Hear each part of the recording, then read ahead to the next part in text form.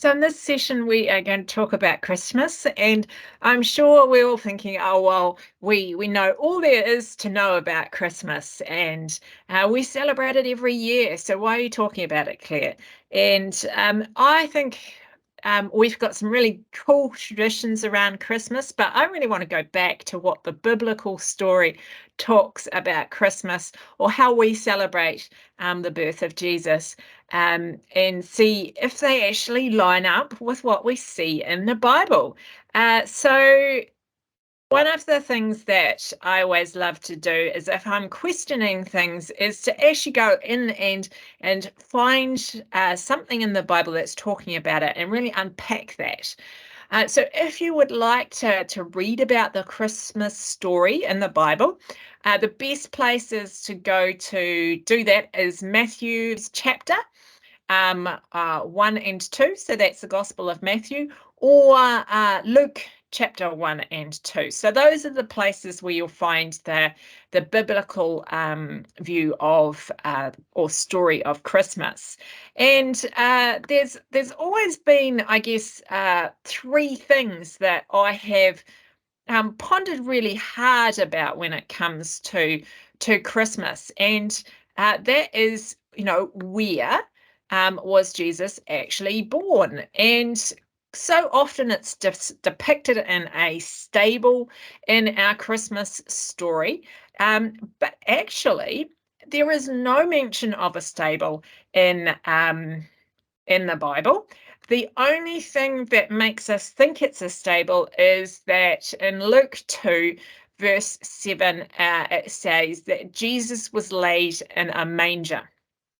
And in biblical times, a manger might have been in a stable, um, but it also, and it could be that beautiful building that you're imagining, which is a wooden building, which has, a straw laden manger in it. And I think that there is some speculation that that might not be true. And there is some speculation that he might have actually been born in a cave, because historical records actually suggest that during the first century, animals were kept in caves, not necessarily a stable as we think of a stable today.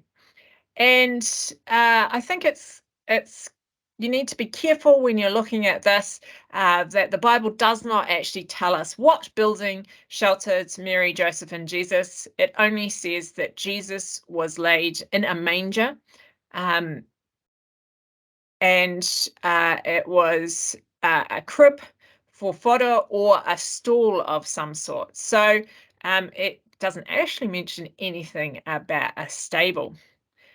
Other thing that I've often speculated on, and this often comes up as a question in Christmas quizzes, no matter what the setting is, who were the three wise men, or uh, who were the people that came from the east when Jesus was actually born? And traditionally, it is three wise men, and they arrive on the night that Jesus was born, and they accompany the shepherds and the angels into the stable, and they all adore Jesus. There is actually an interesting point to note here, that these are actually in the Bible, they're actually two separate scenes. So they don't come together. So the shepherds might never have met the Magi, and vice versa, if we look at the biblical account. And so it does look from the Bible that the shepherds come on the night of the birth of Jesus, and the Magi, or the wise men, come much later. And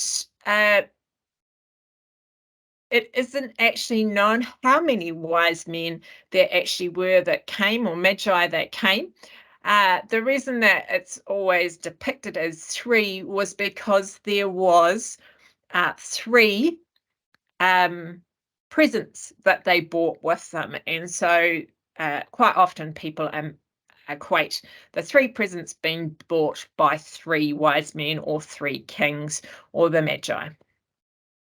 The other interesting little thing that I'm just going to go on a little side note here is when the wise men or the Magi actually come to find Jesus, they go via Herod's palace to ask where they can find this king and give these presents to Jesus. And not long after that, Herod actually gets really upset because he thinks that Jesus is going to take his power. And so he actually orders that all children below the age of 2, male children below the age of 2, actually get killed. And that would lead me to speculate that potentially Jesus could have almost been 2 by the time that the kings or the wise men or the Magi actually turned up to see him. And the last thing that I just want to speculate a little bit about is when we celebrate Christmas. So in the Northern Hemisphere, Christmas is celebrated in the middle of winter. In the Southern Hemisphere, that's not the case. We have a summer Christmas.